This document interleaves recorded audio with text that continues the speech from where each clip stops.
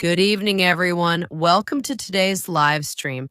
We're going all in as always. We're here to analyze and say what others keep quiet about. An absolute farce is happening right now in Venezuela. The first images are already coming out of Nicolas Maduro, who has been brought to the United States. Did they drive him around New York? Did he wish everyone a Merry Christmas? And what about the leader of Venezuela? What's going on? It's still not clear whether he will ever return to office or not, although things seem to be pointing in that direction. He wants Venezuela to handle the matter, but also Donald Trump. Who benefits from this? What exactly has happened in the last few hours and why? What does harming China and perhaps favoring the Russian Federation have to do with this? In addition, we have the latest news from Iran, where protests are intensifying right now. And in what way? It seems the crowd is already pulling out weapons. What consequences will this have on the international stage? We're going to analyze all of this, and we're going to do it on a very special day. Because also today, as usual since the beginning of this channel, I'm celebrating my birthday live with you. We started doing it yesterday, finishing up the actual party. We started everything right here. Latest analyses that won't appear anywhere else.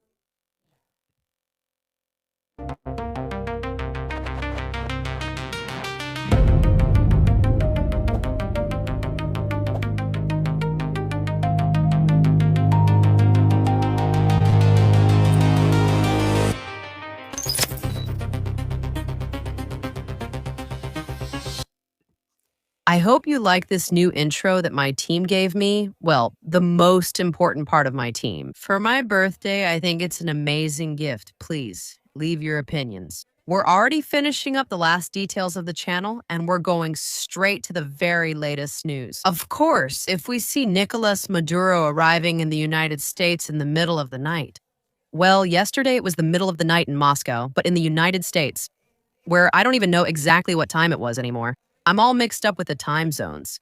Here in Donbass, we have Moscow time. So let's measure everything by that time. Nicolas Maduro was arriving in the homeland. Some people said that they took him off the plane with a bag over his head.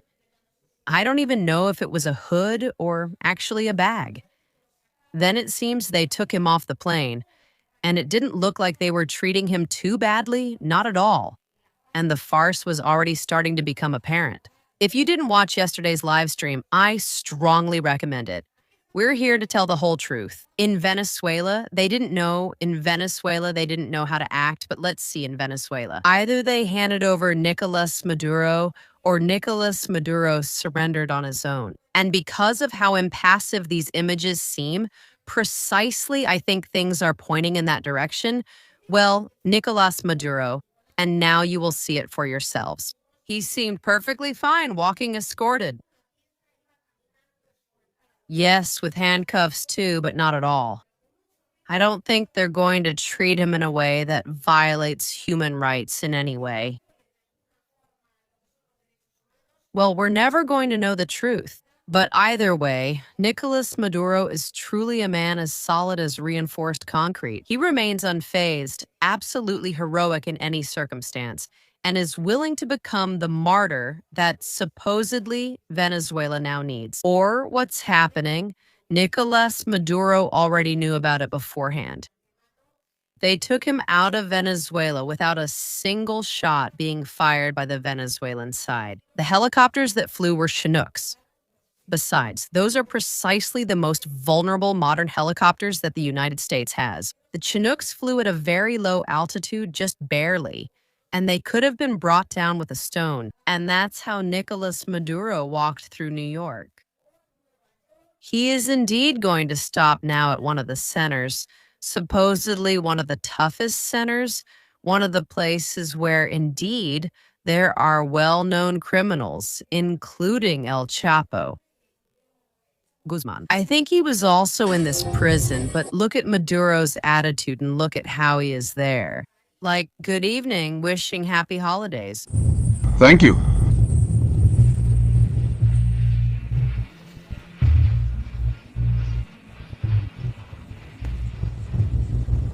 Thank you.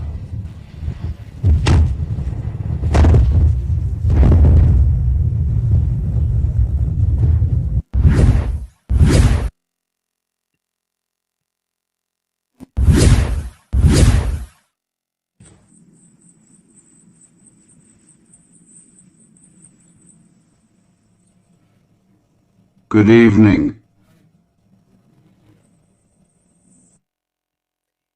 Good evening. Happy New Year, said Nicolas Maduro. Absolutely, I repeat. I think he was perfectly composed. The man didn't seem to be affected. It's true that he wasn't going to show it in the chamber either. He has to keep his composure. But yesterday, during the live broadcast, we already raised the key questions, the million-dollar questions. How did they get him out so quickly? How has it been possible now? Well, this is actually the key question right now. How did they get him out so quickly? How? In Venezuela, absolutely no one opposed the capture of Nicolas Maduro because they kidnapped the president of the country. And the presidential guard did nothing. The army did nothing. They were obviously obeying orders. Someone who apparently decided not to give any orders regarding what was actually happening in the country by American grace. And the most important question right now for me has to do with the calm that is currently prevailing in Venezuela. I mean, normally when what happens is a revolution where the president is practically dragged out, then an external force intervenes. And ultimately, there is an armed intervention. A normal country's invasion is that afterwards, once the president is no longer in power, things start to fall apart. Unless, well, actually, there are two possibilities here. Delphi and those close to her have taken control of the situation in time and, by effectively monitoring every move, have decided that they will now stay to manage everything, waiting for Maduro's return because Delcy Rodriguez has already received the threats. And this is, let's say, breaking news from Donald Trump, who has said that if she doesn't do exactly what she's been told, she's going to have problems. And she could probably even face an even tougher situation than what Nicolas Maduro himself had to go through. For now, the Venezuelan authorities don't seem to be giving in. And either indeed, all of this was already planned as some kind of exceptional situation, and then simply power has been repositioned in time. Or all of this was also organized, but in the sense that it was agreed upon with the United States, and everything was prepared to act once Nicolas Maduro is no longer there. But the truth is that one part of Venezuela, the civilian population, was celebrating, while another part of Venezuela took to the streets demanding that the kidnapped president be returned. I really doubt, just my personal opinion here, that Nicolas Maduro will ever return to Venezuela. Actually, the most recent images we got of him came from the United States, parading him with the whole team through the streets of New York as if he were a military trophy. I honestly doubt that they're going to torture him or anything like that. But this, of course, really goes beyond what is human dignity, because they're displaying him and showing him as if he were an object, not a person at any moment. What's very clear with this staged scene is that there are a lot of TikToks about it. All these images make it seem more like a perfectly staged media operation. And in fact, even the deployment of the Chinooks that flew at such a low altitude, it was done. From what it seems to me and to many military personnel I'm in contact with, it was done more with the image in mind, and not so much the success of the operation. I already told you yesterday, the success of the operation in reality never really seemed to be in question. I mean, everyone, those who were organizing that operation, seemed to be completely sure that it was going to go perfectly. And that, of course, also raises a lot of questions. And on the other hand, I repeat, we go back to the calm that reigns now in Venezuela. There are no popular disturbances. I've seen a couple of looted stores, but, well, that's normal. People weren't running around like crazy or shooting in the streets either. There is absolute control, it seems, by the authorities over the situation. And meanwhile, these same authorities, I mean, there's a split in language and messaging. Because on one hand, in the United States, Marco Rubio, who is something like the new viceroy of Venezuela, and who seems like he could become the special envoy to that country. Now he's speaking in terms that everything is absolutely under control. Well, peace. Everyone is treating Maria Corina badly, and many thought that Maria Corina would end up with the power. And look at that, who would have thought? For now, the one who has taken the interim oath of office, of course, in the absence of the acting president, is Delcy Rodriguez. Maria Corina is nowhere to be seen and no one is expecting her. And not only that, but the United States has already made statements about her. On one hand, from the presidency itself in the form of Donald Trump, and on the other hand, Marco Rubio has spoken. Both have said that she is a perfect lady, a very nice lady, an amazing lady. But honestly, absolutely no one is going to let her get even a whiff of power. Wow, at this point in the story, we find out that Rome doesn't pay traitors. In fact, I know that Maria Corina posted on Twitter, and here we're going to hear about the way they've treated her badly. She posted an image on Twitter that said something like, "We're going to save Venezuela. We're here with the whole team. Free Venezuela." And after Donald Trump's words, and then she went and deleted all the posts, erased every trace of those publications in question. I didn't see them myself. That's just the information I received, so I can't confirm 100% that the post was actually there. It's not about artificial intelligence because at this point, you really can't be sure of anything. She took it. She took everything. Whatever the case, absolutely no one. And now we're going to read Marco Rubio's exact statements and, of course, talk about who benefits from this and why. The United States could do this, even in favor of the Russian Federation. Regarding Russia and China, who have betrayed Venezuela, do you have a specific video about this on this channel? We won't discuss whether it's a farce. We have some messages. Jose Delgado, is it a farce? Liu? The United States is a danger, first to Latin America and then to the whole world. This is absolutely clear. It's true that I'm focusing on what has happened in Venezuela, but I've been talking about the role of the United States since the beginning of this channel. Practically since the geopolitical beginnings of this channel. You're right, Jose Delgado, and thank you for your support and contribution. Also, to the next person who asks, why didn't the Russians fight?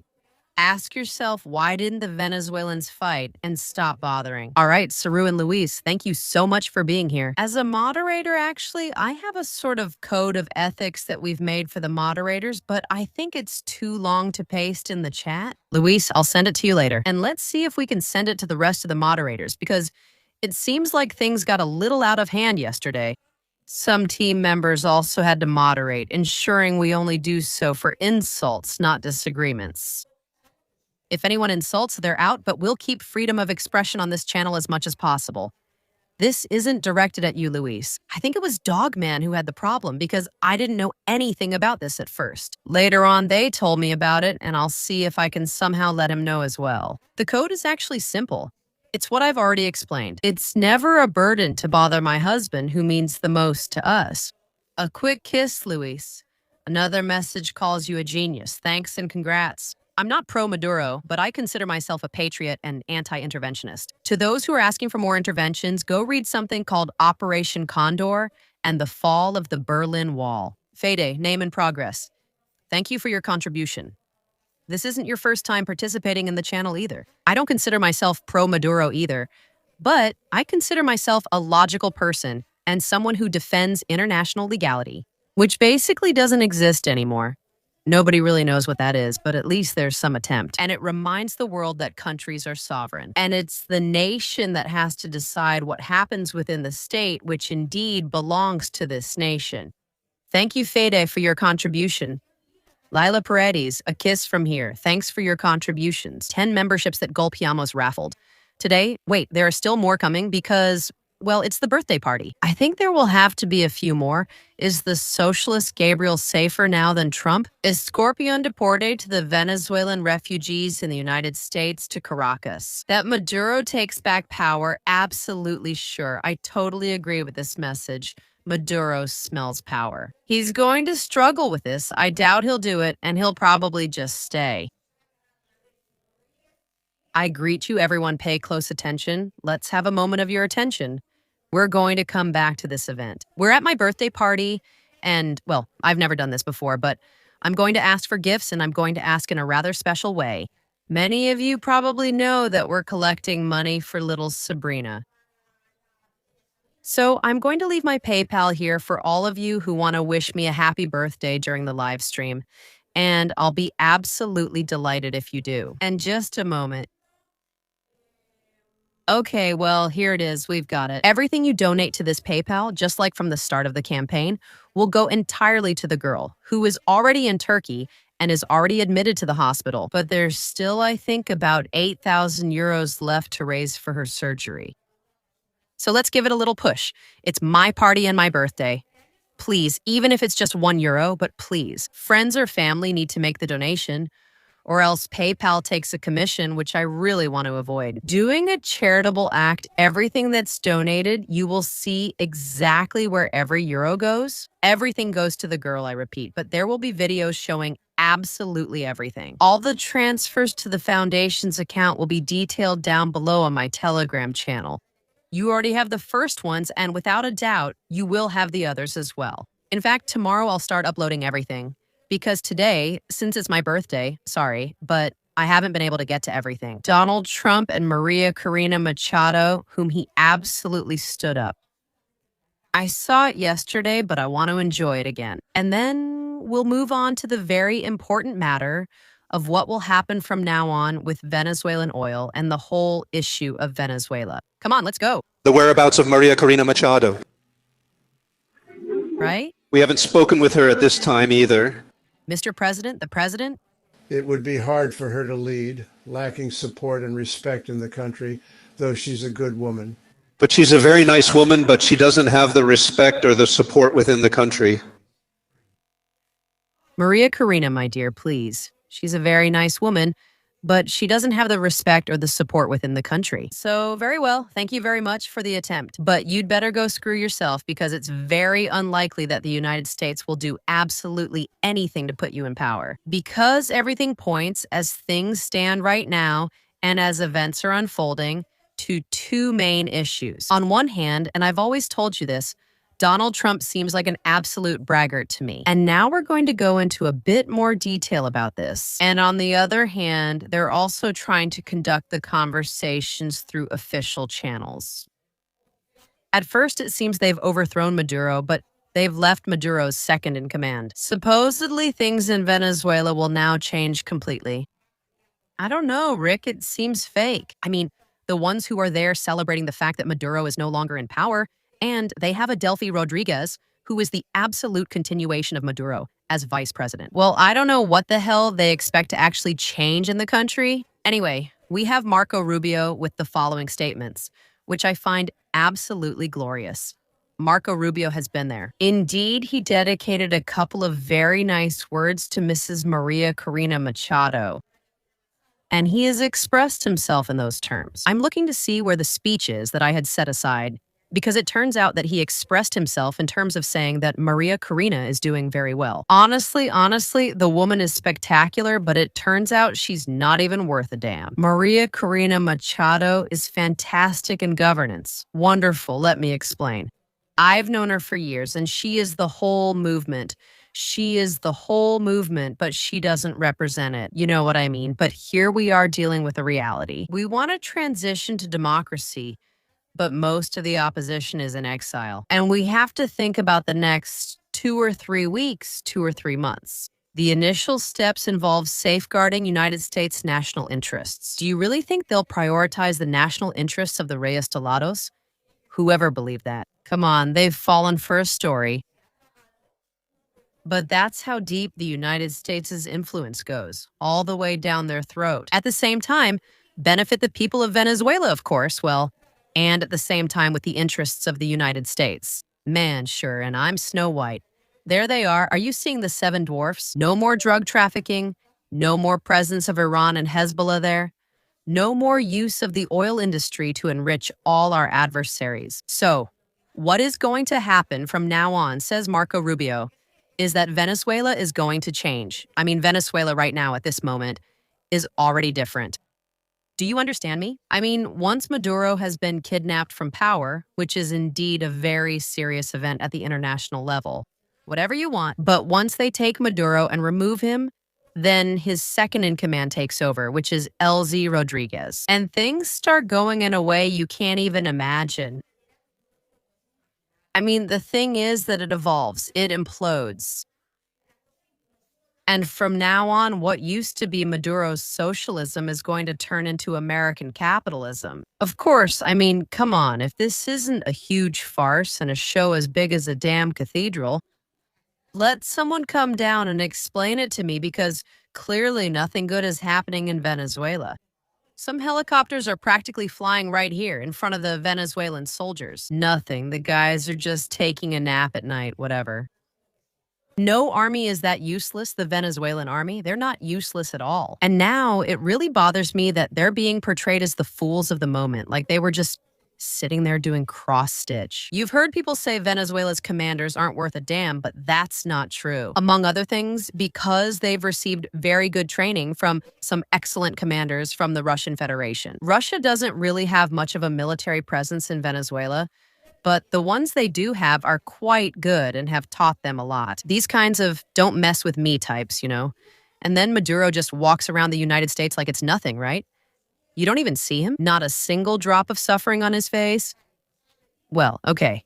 He's really gotten into the role of martyr, right? It turns out that besides being a truck driver and then president, he's also become quite the actor. Well, I truly believe, with all due respect, and with all my pain for the Venezuelan people, because this situation truly hurts me deeply. I think what has happened is that this man, whether to cause the least possible harm to his own country, I can't tell you, Mari Carmen, how true this is or not. Or maybe simply because he saw that if not, they were going to drag him out of there. Did he arrange his departure with the United States? And basically what's happening now is a regime change. Well, I don't know, like my dark pussy, you know it doesn't exist. Basically, the regime change is just going to be the continuation of the same regime, only now. And that's why I was telling you that Donald Trump is an absolutely media-driven guy, and I think it's very important to emphasize that. Because once they remove Maduro, once they parade him everywhere, once the Chinooks fly, once the whole operation is supposedly going smoothly. Well, I don't know. Will you tell me exactly when? Are there going to be serious steps taken to somehow control the situation in Venezuela? It seems to me this was all set up, just like everything Donald Trump does.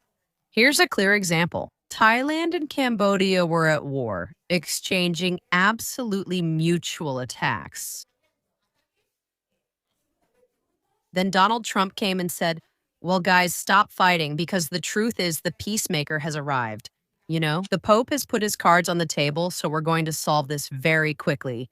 And it seems that both countries have indeed signed peace agreements. I don't know what other papers were there because I have no idea what else. So at some point, it turns out that about a week or two goes by. And can you believe that after the efforts of the American president, which have been like 5 hours, all of Donald Trump's time, this is very expensive, you know? I mean, that costs a lot. So, well, once X week goes by, I don't remember if it was 3 or 4.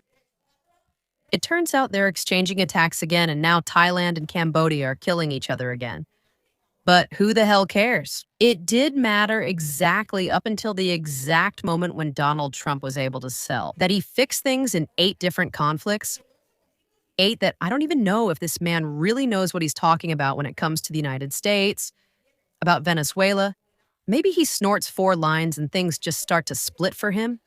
But 8 conflicts, I honestly can't even remember where the hell he got them from. The reality is that obviously, well, Donald Trump hasn't finished a single damn international conflict. And now, with this whole huge regime change operation, with the extraction of Maduro, with the kidnapping of Maduro, let's speak plainly. So Delphi Rodriguez ended up governing Venezuela? And I'll tell you more, they're thrilled. Those bastards from the United States, they seem determined to convince the world, led by Marco Rubio, that they'll do it, like the new viceroy of Venezuela. Well, they're delighted to negotiate with Delphi. The only thing is that now Donald Trump moves his finger like this and says Delphi doesn't listen to us. Well, like when he says, if Ukraine doesn't listen to us, I know why. Or when he says, I'm very unhappy with Vladimir Putin. Come on, you know these words. The kind you can just wipe your butt with, then it's all peace and nothing happens. Rubio takes control of L. God, how do you say challenging? The challenge, the biggest challenge, which is, well, being the new viceroy of Venezuela. It seems they're appointing him envoy to Spain, and everything is already arranged. Well, so that Rubio can actually take charge of Venezuela, which, by the way, is an independent state. But besides being an independent state, the person Rubio is going to negotiate with is not Maria Corina Machado. I mean, they're not going to put absolutely anyone, but rather the democratic transition in Venezuela will take place with Maduro's own government, just without Maduro being there. I'm not sure, really. The ones who have come up with this story, and especially the ones who are trying to sell it to us as a valid story, do they really think we're complete idiots now? I mean, totally. That we can't even add 2 and 2 or do anything right. It's obvious that what they're doing now is the typical Donald Trump move. They've put out those 4 headlines, and now on top of that, they're starting to throw crap in all the headlines. Cuba, Mexico, Colombia, get ready. Mexico, we've already got it under control here. I can't tell you, I'm already on my 5th time jerking off. This is going to be epic, but honestly, not Cuba for now, not Mexico for now, not Colombia either. We'll see. What we have is the glorious American operation in Venezuela, which has gone perfectly, so perfectly that it doesn't even seem real. And that's the key point of all this. And it hasn't even ended in a change of power, nor with a real regime change. Now, yes, Delphi is supposedly going to be forced to organize elections, but you know what I'm telling you? Let's see what the hell they do. This is a good one. Let's see what the hell they do. If Delphi says, go comb all of the damn United States, and that will keep going, you can do whatever you want because that's another thing. Adding countries to the list. I don't know how they haven't mentioned Thailand, Cambodia yet. Well, I don't know. Bali, Indonesia. So then, are some people from the Trump administration now also talking about Greenland? About whether they have to annex it or not? What? Trump has also talked again about how Greenland is absolutely strategic. It's a very necessary point for the United States. Come on, it's the usual thing. They carry out an action that the media can sell, which are the images of Maduro. A very powerful media action.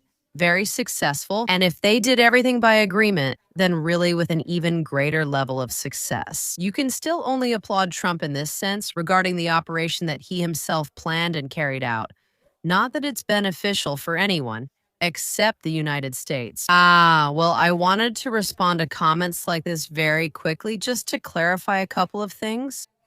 So the key point is that everything indicates that the United States isn't going to do anything in Venezuela for now. And the plan is simply to stir up the hornet's nest for the queen bee, supposedly, but to do it in a way that changes absolutely everything without actually changing anything at all. Because in reality, agreements at the level of global elites, agreements about Venezuelan oil, were already in place. Be careful, as we'll analyze another issue with Venezuelan oil here, which has to do with the issue of Russia and the issue of China. But before, regarding Russia and China, if they had really been, I'm tired of reading this crap, but I really want to answer this in a very brief way. Venezuela's allies should have set up military bases in that country to defend it from the United States. They only focused on cheap rhetoric and sending old shotguns that were useless to them. It was all just for show, propaganda for Russia Today headlines and nothing else. Let's see. First of all, Russia and China would have set up whatever bases they wanted in Venezuela, if Venezuela itself had asked for it. They don't have a major military presence on the continent in Venezuela, especially in the country then led by Nicolas Maduro, because Nicolas Maduro himself. Every time they talked about increasing the number of Russian Federation military personnel, he backed down. He tried to get out of this situation as if he really didn't need much help. I think about 5,000 man-portable air defense systems. Those tubes used to easily shoot down helicopters, and a Chinook flying so low, it could have been brought down with rocks. In Venezuela, it turns out they didn't use a single one. Russia sent air defense systems. They were out of service, and now it turns out it's China. They also sent a lot of aid, and they could have sent much more aid. Where am I going with this? But it turns out that for that, you have to ask for it, and for that, you have to accept that they help you. And for whatever reason, mature, I didn't want to do that. And the evidence speaks for itself. And not only that, but now it turns out that a war correspondent, after 4 years at war, has to come and explain something about this. I hope someone clips this and shares it on social media, since it's crucial this is made clear. No matter how much weaponry the Russian Federation sends, whether it's from China, North Korea, or anyone else, if you don't press the button, it won't work. This thing that so many people have been talking about on social media. The thing is, Russian S-300s are crap, damn it. Unless you put a Venezuelan in charge, of course they don't work. Damn. Did you really think the S-300s from the Russian Federation were just going to work by themselves? We're skilled at making weapons, but not to this level. Please, show some seriousness, even if it's just 1.5 soldiers. It's very clear that all of this was a plan, and it was perfectly set up. But now it turns out that Peña comes to tell me that, well, no, that it's the Russian Federation. In China, they did absolutely nothing and simply betrayed Maduro, as if Maduro and Venezuela in general didn't matter at all. It really pisses me off. And on top of that, these comments are coming precisely from Latin America, because that's where a lot of people talk big about this whole thing that we're not a colony of anyone, that Spain should apologize because they colonized us back then and did terrible things in Latin America. And the thing is, we go our own way, okay? Now let's talk about the PayPal thing for a moment. The thing is, I mean, they're literally saying that they're absolutely independent, which, damn, is exactly what I stand for. Me too. Latina and the countries that make up Latin America are independent, they are sovereign, they are free, and they should be free in their political actions, in their military actions. In short, they are free and sovereign. We'll leave it there, period. But damn, then don't come to me saying that when things go wrong, you have to put the responsibility on someone else. Because, look, the Russian DS-300S, it turns out the ones they sent didn't work, and apparently with the manpad, you had to get a Venezuelan soldier to operate it. Don't mess with me. They sent them with the Russian soldiers who had to come and activate them. Of course, that's the least of it, and this is something I wanted to point out. It's very clear that in the vast majority of cases, people can't imagine why things don't happen. In Venezuela's case, nothing happens. Among other things, because Nicolas Maduro himself didn't make a deal with the Russian Federation for Russia to go to war once Venezuela was in trouble, which is something that Russia, for example, does have this agreement with North Korea, this same agreement with Belarus. Kazakhstan benefited, so Russia does keep its word. No, man, don't mess with me. Russia helped Kazakhstan perfectly well in 2022, if I'm not mistaken, just before the special military operation, when the West went in there to stir things up. And they practically overthrew the government of Kazakhstan once again and put in a new one they liked better. So, at that moment, the mechanism they had in the signed treaties was activated. And the Russian Federation did, in fact, take action. And the Russian Federation did, in fact, help. So don't come here telling me a bunch of nonsense that Russia doesn't keep its word or anything like that, because it simply has no basis in reality. And here I remind you again that what you see here about PayPal is because we are raising money for this little girl. Sabrina has already arrived in Turkey with her mother, as seen in these images. She needs surgery, but we're still short on funds. Of the $30,900 goal, about $8,000 is still needed. We are doing an immense, absolutely incredible job, but I ask you please for one last effort. There she is. She was extremely exhausted after all the flights arriving in Turkey. Now they are already hospitalizing her. I mean, they are going to do all the preoperative procedures, but they can't operate until we have the exact amount. Please, it's my birthday today. I'm just asking you to use PayPal to help her. And hopefully we can close this fundraiser as soon as possible and give her a better future. Because right now she needs help. She has no one. There are 2 people from Kazakhstan without support from Russia, China, Venezuela, or anyone else. So please, let's help these 2 women. And I sincerely ask you to do this as a birthday gift as well. If at any point you were thinking of supporting my work in any way, I would really appreciate it if you did it right now. That being said, thank you very much in advance. I'm going to set aside the PayPal topic for a moment because I want to talk to you about something I had prepared, especially with the terrible consequences it will end up having for the collective West. The Russian Federation has been attacked. Let me take a sip of water. We still have to discuss this, and of course, we still have the issue of Iran, and we'll talk about the Venezuelan topic right away. But well, before that, let's talk about this. I think this is going to have a lot of repercussions at some point. In fact, it already did, and well, now everything is just beginning. And the consequences that are going to come, without a doubt, are going to be absolutely terrible. And we are here to warn about it, and of course, we are here to talk about it. Gift for Liu Dale Vale.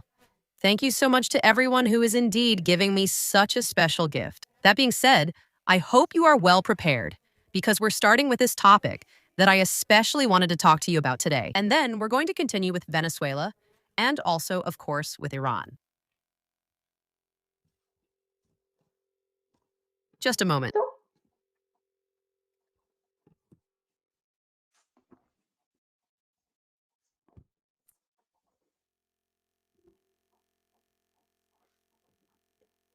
Another vessel from the Russian Federation attacked by NATO, Russian citizens trying to be detained by Finland.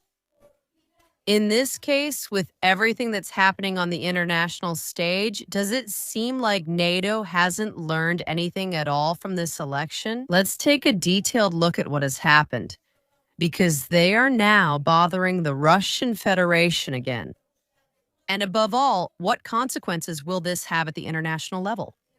Stay until the end because that's when I'm going to reveal what on earth the Wagners have to do with this whole story. Because indeed, the aggression now seems to be carried out by the collective West. But the answer will definitely be in the hands of the Russian Federation, and it will be extremely tough. I'm telling you in advance, we're starting with everything.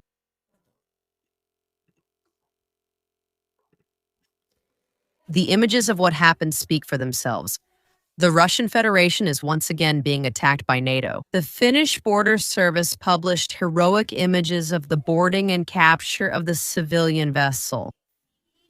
Fitberg departed from St. Petersburg and has turned out to be suspicious for Finland of another alleged cutting of communication cables between Tallinn and Helsinki. Among the 12 crew members were citizens of Russia, Azerbaijan, and also Kazakhstan.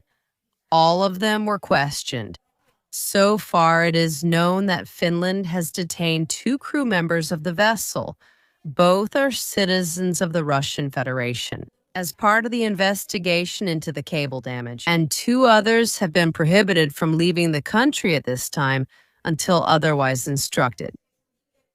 According to the most recent information, the Fitberg vessel was outside Finnish territorial waters at the time of the capture. Therefore, Finland's actions are a serious violation of international law, maritime law. They fall under the definition of piracy. And this is where we come to a precedent that is being set again by NATO, attacking a country whose ships are even in international waters. We're not even talking about oil tankers now, but about an alleged cable cut, something that can't even be confirmed, something they can practically pull out of thin air, they can make up at any moment, which sets a very powerful and dangerous precedent. It's just that from here on, NATO seems to think it's in the right. In any case, it believes it has the right to detain the Russian Federation and ships belonging to that country, the crew, also of Russian nationality, to interrogate them, to hold them in the territory of any NATO country. Here we're discussing Finland. In other words, they're trying to get on Russia's back. They're trying to take advantage of Russia, and they don't expect the answer yet, but without a doubt, it's going to come. And it could be, besides several aspects, the last of which I think will surprise more than one person, because it involves the private military company fighters, Wagner. It turns out that all of this has gone smoothly for a key reason, in particular, for 2 number ones.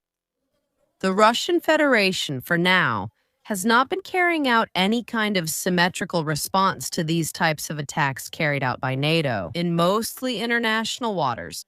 We have seen how Ukraine, not so long ago, was attacking Russian ships one after another with its drones absolutely civilian vessels fighting against the Russian fleet. It was happening in the shadows. Besides, they weren't even sailing under the flag of the Russian Federation, which of course makes these actions even more serious and more dangerous. On the other hand, we have to mention the fact that if inspections become normalized from now on, this will be a definitive attempt by NATO to deter the Russian Federation. To travel at least through the Baltic Sea, which is one of the routes the country often uses, specifically to transport goods, including oil as well. But the thing is, it's really outrageous that for some reason, NATO has to indicate this because of the sanctions. I don't know what the hell. Telling the Russian Federation what the heck it has to do with its oil, right? I mean, we're talking about things that are absolutely inconceivable. The Russian Federation could respond, yes, but how? Are we considering an asymmetric response? Absolutely any response could be valid on Ukrainian territory, which is certainly very asymmetric. But we know that it really hurts NATO, for example. Eliminating NATO personnel, that would be very effective. On the other hand, there are also these issues of sabotage in the territory of the North Atlantic Alliance countries. They could be strategic factories that catch fire, and it's not really clear what happened there, launched supposedly from other Russian shipdoors, but in the vast majority of cases, this has not been confirmed so far. But could Russia, in fact, do what it is being accused of, even if it hasn't done it yet? Well, indeed, it could get its act together, but above all, the response in this case is quite symmetrical from the Russian Federation. It could include the Wagner private military company or the militants who still remain from that organization, in the sense that the Wagner private military company, let's remember, is a private military organization. Well, that was before the events of June 24, which were absolutely tragic, clearly, which, among other things, is dedicated to private security, the private security of the highest level leaders, where, above all, it focuses on training the military of each country. It hasn't worked well in Venezuela, but I doubt that's the private military company's fault. Wagner, then, is dedicated to training the president's bodyguards and also to teaching these special military forces, these special forces. In fact, since they have to operate with high priority targets, ports, the most important stations, in short, of course, they also provide security for high priority targets. In this case, we could perfectly understand the most important ships or simply the ships of the Russian Federation. And here, the fighters from private military company Wagner could, or those who still remain unofficially, since private military company Wagner no longer exists. Now, as such, they could go aboard these ships of the Russian Federation, whether they are oil tankers or not, to effectively carry out the task of ensuring their security. Because I assure you of one thing, all these soldiers, all these special forces from Finland and other NATO countries are acting so heroically and showing so much pride for a very simple reason. On these civilian ships of the Russian Federation, absolutely no one is armed, and therefore no one expects any kind of response to these actions of the most basic and blatant piracy that they are carrying out. Furthermore, in international waters, already violating all existing and possible laws. But imagine that on one of these ships belonging to the Russian Federation, by chance, suddenly, for example, a guy with a machine gun appears. And what about the Finnish border guard? Well, not only do they have to deal with a civilian ship and its crew, but they also have to face well-armed and well-prepared soldiers, or personal escorts, or, well, private security. We can call it whatever we want, but I think the matter is absolutely clear and crystal clear in itself. It seems that the Russian Federation can't do much, but in reality, the Russian Federation has so far been showing the patience that, in fact, usually characterizes that country.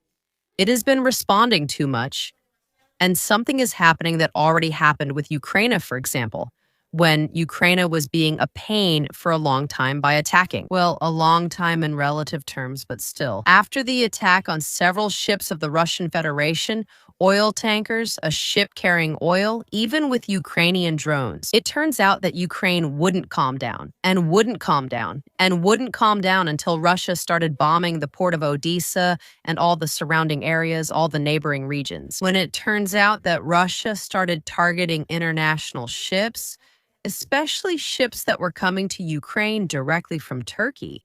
And judging by some of the explosions, by the nature of the explosions, they could be carrying something more dangerous than grain or oil or the generators that Ukraine needs so much right now. Because of this harsh winter that has also been officially imposed on them, because of the lack of willingness to negotiate from the Kiev regime, especially Vladimir Zelensky. And then it turns out that Ukraine suddenly calmed down. And we haven't heard anything more about the recent or not so recent Ukrainian attacks against ships of the Russian Federation. It seems that NATO is asking for its own pill.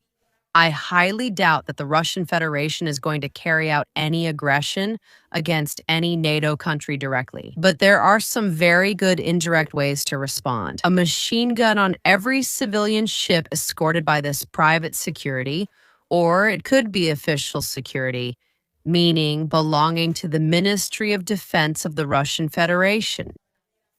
I think it could indeed be a pretty good cure for all the arrogance that NATO is showing right now.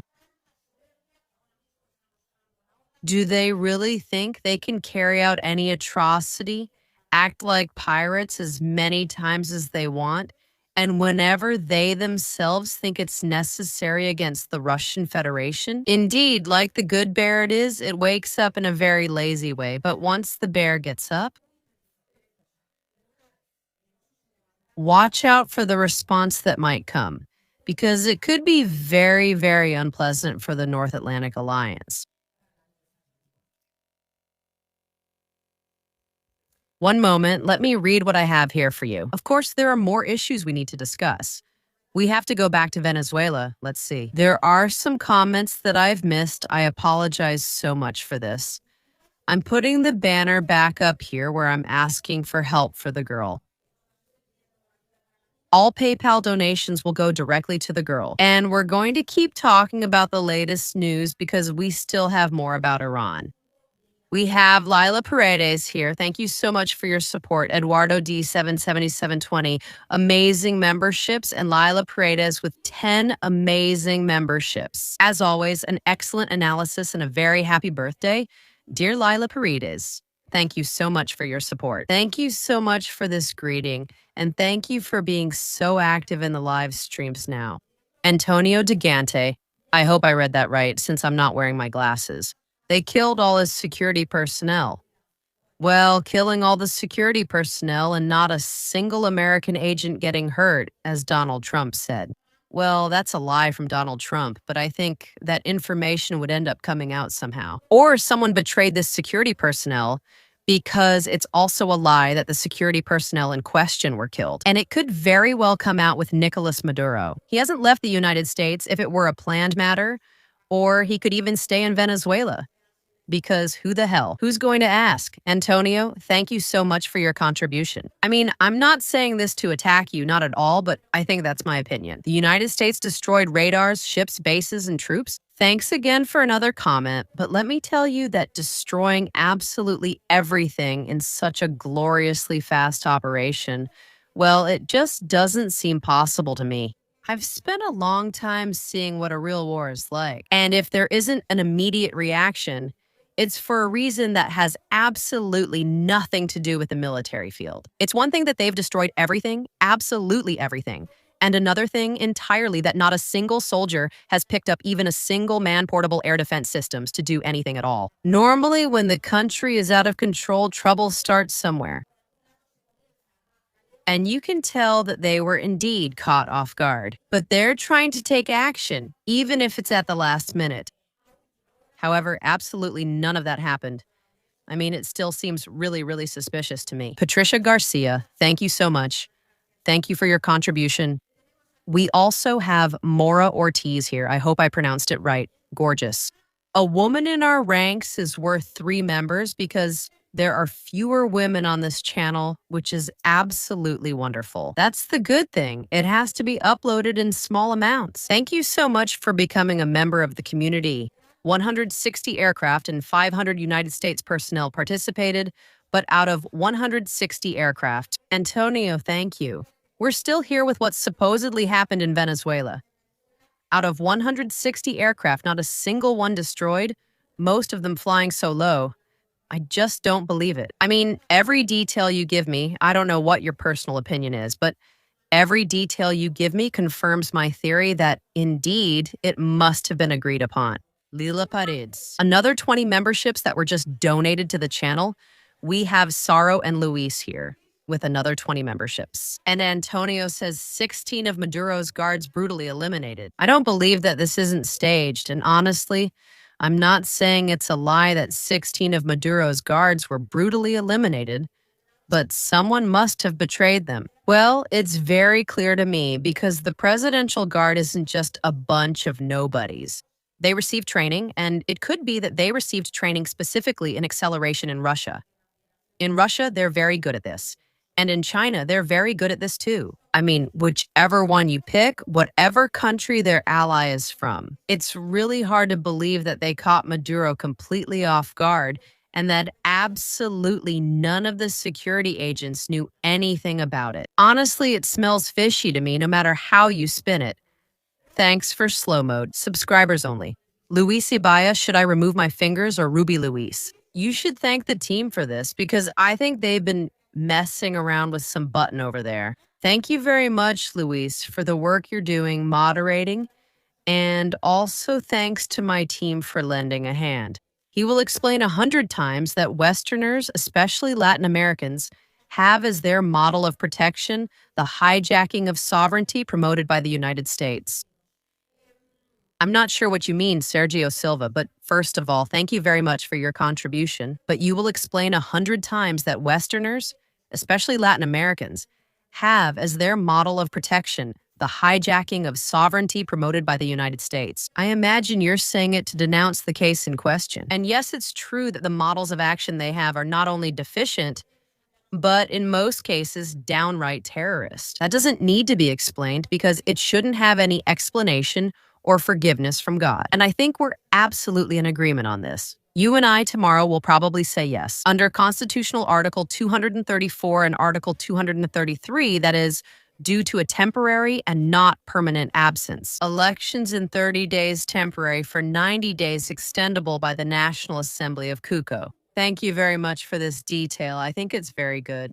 I want to say that, indeed, from Venezuela, the narrative continues that Nicolas Maduro still has to return. And from what I understand, these 90 days, which can be extended by the Assembly, give Delcy quite a bit more power, because if it were a permanent oath, she would have to call elections sooner. I mean, well, it could also fit with the fact that something was actually organized. Eduardo D777, another 20 channel memberships. Thank you so much. Thank you for being here with your amazing contributions. Is it so hard to accept that they didn't have an army? We ignore Maduro handing out weapons to old men and overweight women, and the few soldiers they had chickened out. The reality is simpler than your mental gymnastics. It's just that not having an army is simply and plainly not true.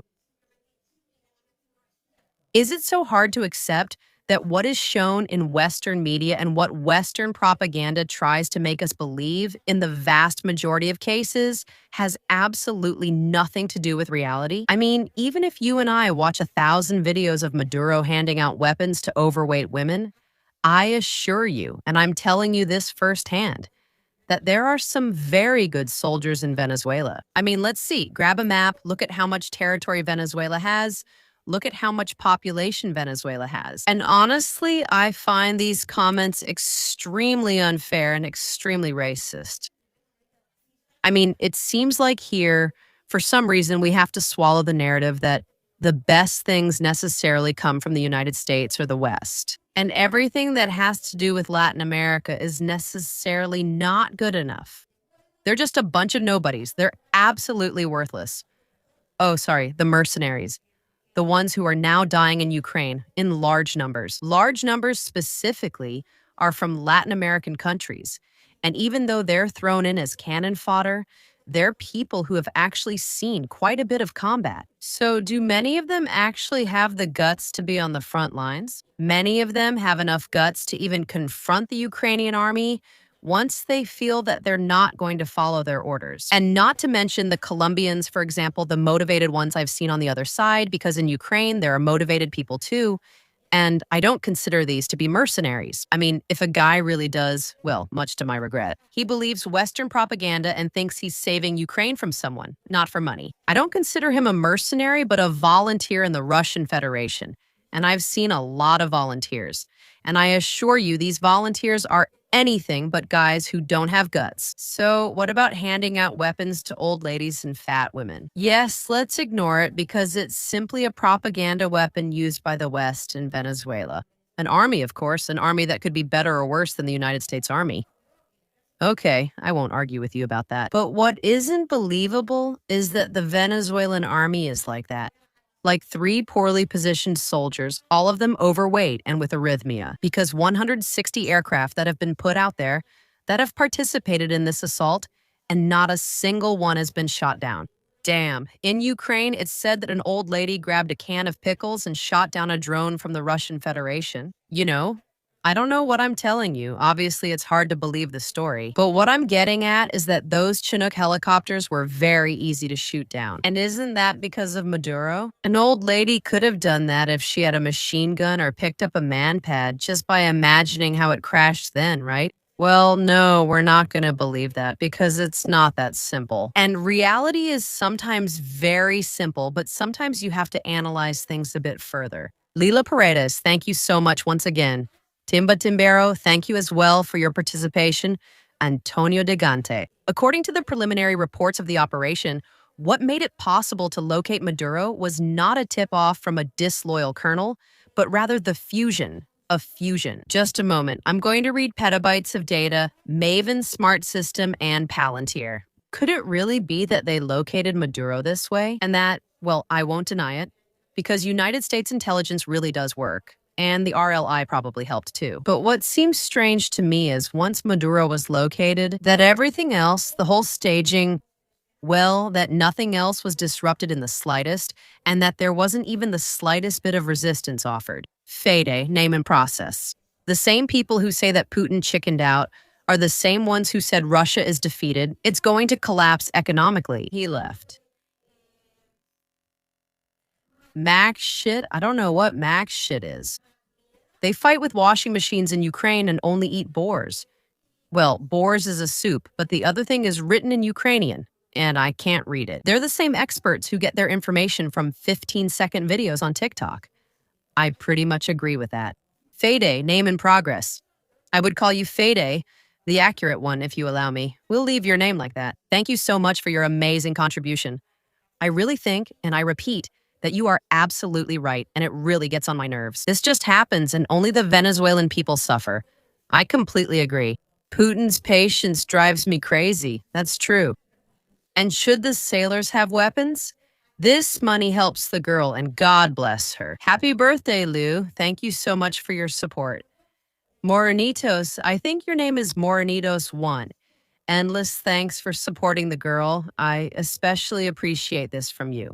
And what about Vladimir Putin's patience? That's how the vast majority of people feel, especially those who support the Russian Federation. But, well, that's how fate is. We have a path that truly requires us to arm ourselves with a lot of patience. It's a real shame for Venezuelans, as I doubt their lives will improve from now on, but we'll see. Operation Southern Spear, through a display of brute force, was a network of sensors feeding an AI capable of predicting logistical failures before they happened. Thanks to Sipos. Yes, well, it sounds really amazing. But when you ask ChatGPT something, you'll see for yourself. I imagine you know that when it has to generate an image for you, it gets it wrong 3 times in a row. I mean, there's an important human factor. And no matter how perfectly it's done, the technology is staged. It hasn't been put there casually. On the contrary, instead of feeling attacked, your comments are refreshing. They broaden my horizons. I also want to understand. Inability to defend Fan B. Thank you so much for taking it. as well as a way to share knowledge. Because that's exactly how I'm trying to say it, and at no point do I feel attacked either. Well, trying to get to the truth. And the truth is that right now, it's not at all clear what happened, but I really doubt it could have simply been military perfection on the part of the United States because it wasn't. There are so many things that can go wrong in a military operation that eventually one of them will. Especially when what you're deploying is 160 aircraft. I mean, the fact that none of them were shot down, that nothing happened, I don't know. Even just some videos showing the Venezuelan people confronting them, I find it extremely strange. Above all, due to Nicolas Maduro's behavior and how he's portrayed now, and because they've left Delcy Rodriguez. Antonio, the main point here is the outcome of the operation. Because if what the United States really wants is to catch Maduro and carry out a surgical intervention in Venezuela, necessarily, then they need to have a network ready to provide political support within the country. Because it's not believable to say we're going to get rid of drug trafficking in Venezuela and the drug trafficker Maduro, and then leave Delcy Rodriguez as second in command and say, well, Delcy will do exactly what we tell her to do. Damn, if you say that Maduro is corrupt and a drug lord, then Delcy is at least as much, if not more, than Maduro himself. Because many times the number two is much more tainted by all kinds of things than the number one. If that's the case, I mean, I'm putting myself in the shoes of the United States, then it's not clear when the first step is taken. It's clear that right now we can't consider the operation finished, not by a long shot. And is Delcy going to have to do something? And Venezuela is going to have to respond. And in turn, it's going to have to stand up to the United States or say that it's enough and therefore start winding down the United States operation. We still have many moves to analyze and much yet to happen. The year looks very interesting. But here the key issue lies in the fact that just as they've started, everything seems to be much more focused on image than on real results. And this is something that really catches my attention, and I'll leave it at that. Thank you very much for the debate. 20 memberships from Luis and another 20 memberships from Eduardo. And with this, of course, we still have to comment. I thank you all so much for your support. I'm putting the PayPal here again so you can keep donating to the girl. Come on now. Before we went live, we had 1,600 euros in the PayPal account because I already made a transfer of $5,000 so that the girl could actually fly to Turkey because that was the money needed to reserve the hospitalization. And well, tomorrow I'll upload all the videos of the transfers and everything. And now we need to close the full amount. So come on, let's give it a little push. But of course, here we have more geopolitical news and the latest updates coming directly from Iran. The latest thing that went overboard, Wait, they're telling me? What are you saying? I'm freaking out. I mean, there's a source that says Maduro's dances became the last straw for Trump when he decided to capture the Venezuelan leader. Where do people even get this? Let me check. I'm literally not understanding anything at all, but of course, we're going to analyze it right now because my team just sent it to me. And so I'm loving this. United Nations Zero Info. The United Nations is still trying to figure out what happened. Hello, what? I bet tomorrow they'll say, dude, you won't believe it. They've kidnapped Maduro. We're very worried. Hello, excuse me. It's been 4 days. I don't know. The American media, quoting the White House, report that the Venezuelan president's latest dances helped convince members of Trump's team. He was mocking them, according to the media, while Washington intensified the escalation and pressure on Venezuela. Maduro kept dancing on state television with English slogans like, "No crazy war."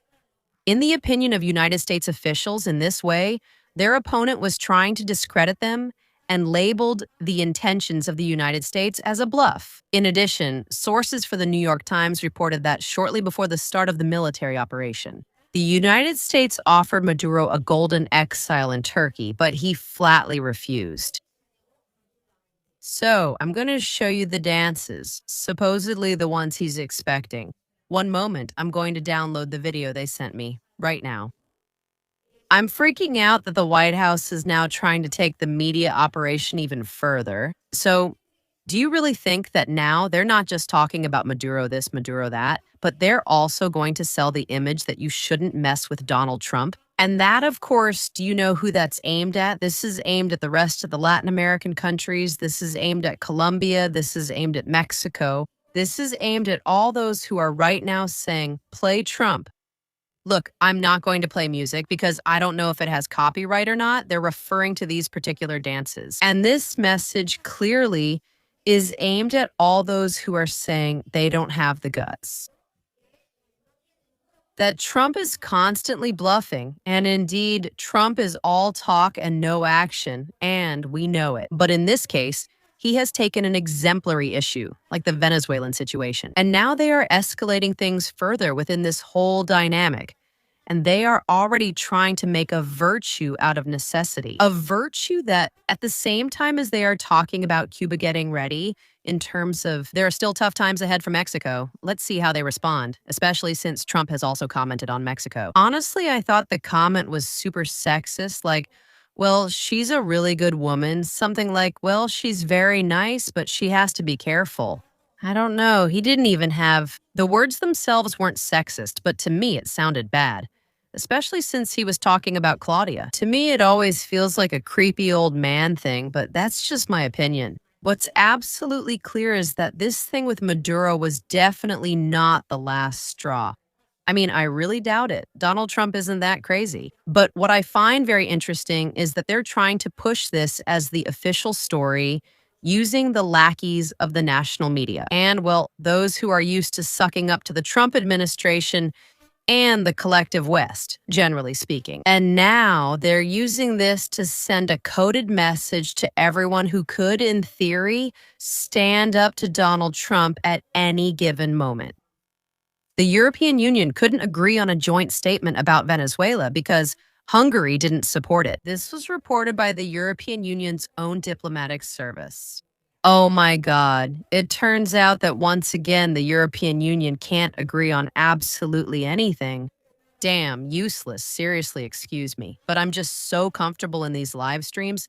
This is absolutely therapeutic for me. So they're useless. Damn useless. I mean, they can't agree on a single damn thing. All they do is impose worthless sanctions. After the smoke around Venezuela cleared a bit, the main intrigue that remains is the following. The people there now promise not to be anyone's colony and proclaim things like homeland or death. And the people whose undeniably massive betrayal has paralyzed not only Maduro's personal guard, but also the army. What about him? Are they the same people or not? Because if they are the same, why? The euphoric announcements from Donald's people that he is governing Venezuela and now also controls its oil are indeed completely justified. As the saying goes, when a pig finds mud, the traitors, shielded by grandiloquent rhetoric, will find a way to fulfill their mission to the end, and they will do so with the greatest ease.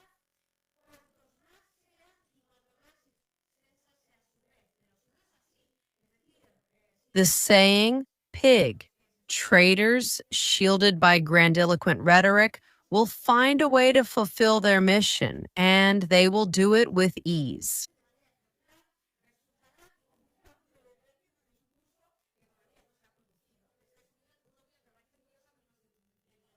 Trump will fail from the beginning and will have to invade again, with operational costs and a level of risk.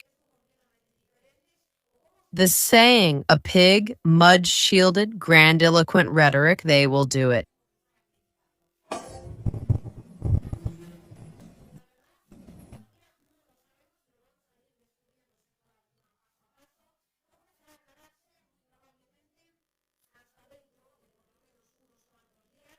The saying goes, a pig in mud, traitors protected, grandiloquent rhetoric. They will find it easy to do what they set out to do, says the saying about the pig.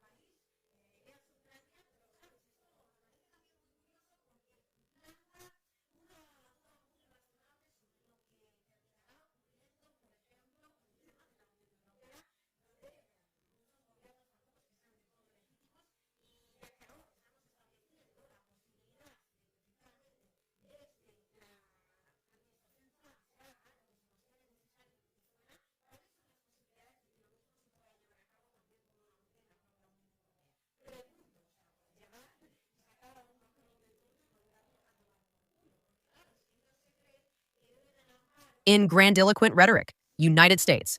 However, this United States protection is already ending for them. The United States could appoint a special envoy for Venezuela to help Rubio. As the saying goes, a pig finds mud, and traitors with grandiloquent rhetoric will find their own downfall.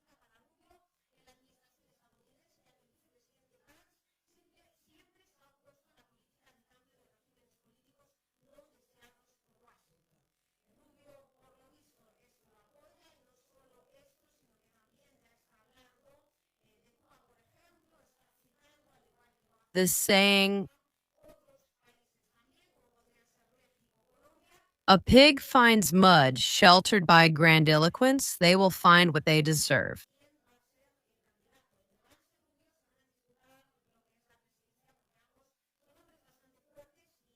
And they both have quite a few chances.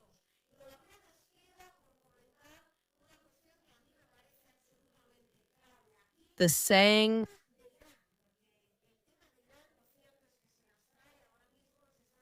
sheltered by grandiloquent rhetoric, will they find the fulfillment of their mission in the end? Will they make the saying, a pig in mud, come true?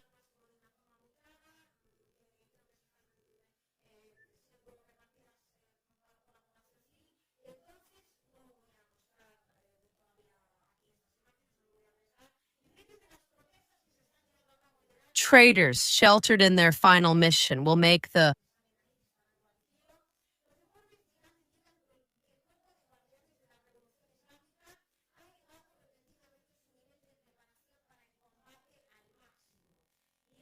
As the saying goes, traitors sheltered by rhetoric will find the fulfillment of their final mission and will do it.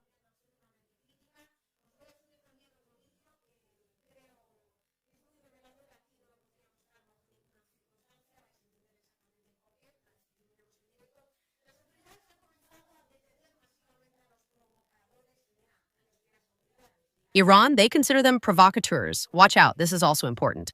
Tonight, Iran's secret services simultaneously carried out mass arrests of the so-called protest leaders. Or actually, the saying pig grandiloquent rhetoric.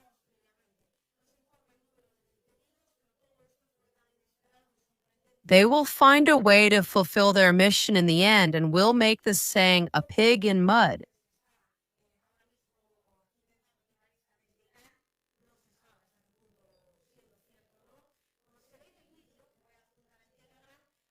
Shielded by lofty language. They will find it easy, as the saying goes, protected by grandiloquent words. They will find a way to fulfill their mission in the end and will make it easy.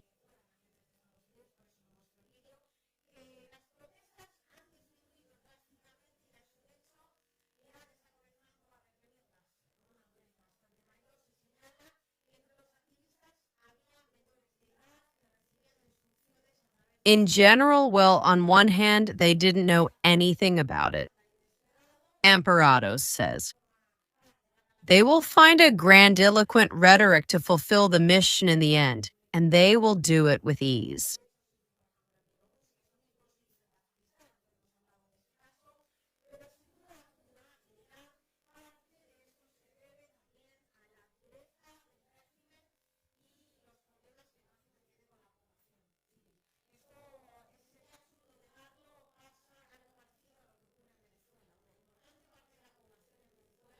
The saying, pig, mud, traitors protected, they will find a grandiloquent rhetoric to fulfill the mission in the end, they will do it.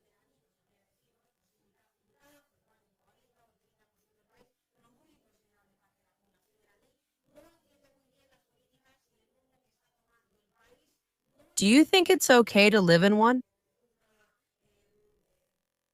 The saying, a pig?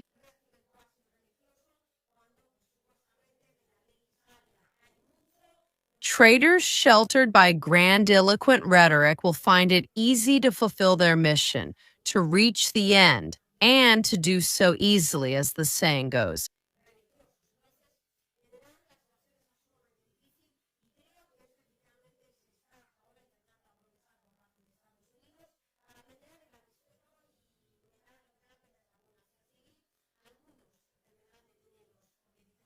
A pig.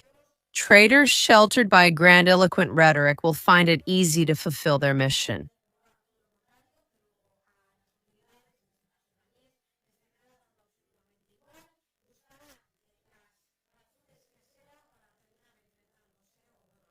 As the saying goes, mud, traitors sheltered by grandiloquent rhetoric will find it easy, as the saying goes, pig, mud, traitors sheltered by grandiloquent rhetoric.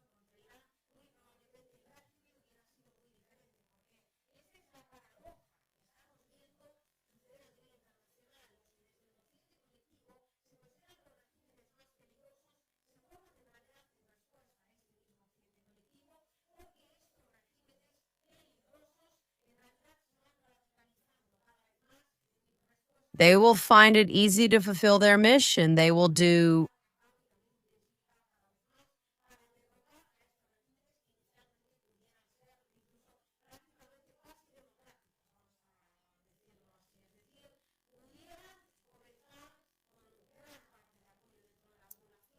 as the saying goes, a pig, traitor sheltered by grandiloquent rhetoric, will find a way to accomplish the mission. They will do it.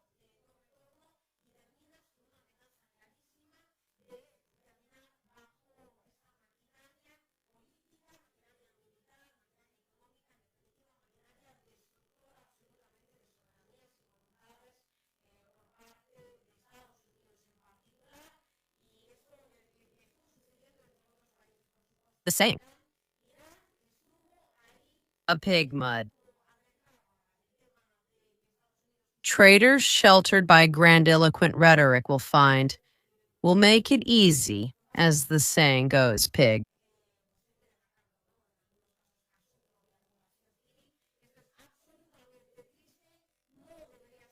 Mud, a grandiloquent one.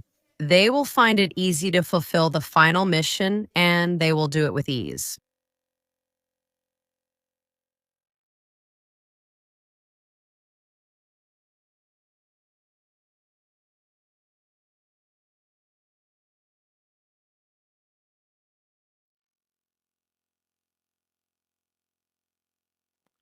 You have a good image, but I have been. Okay, do you have sound now?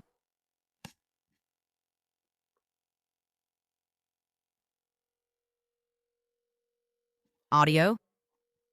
Yes. Okay, it's back. Okay.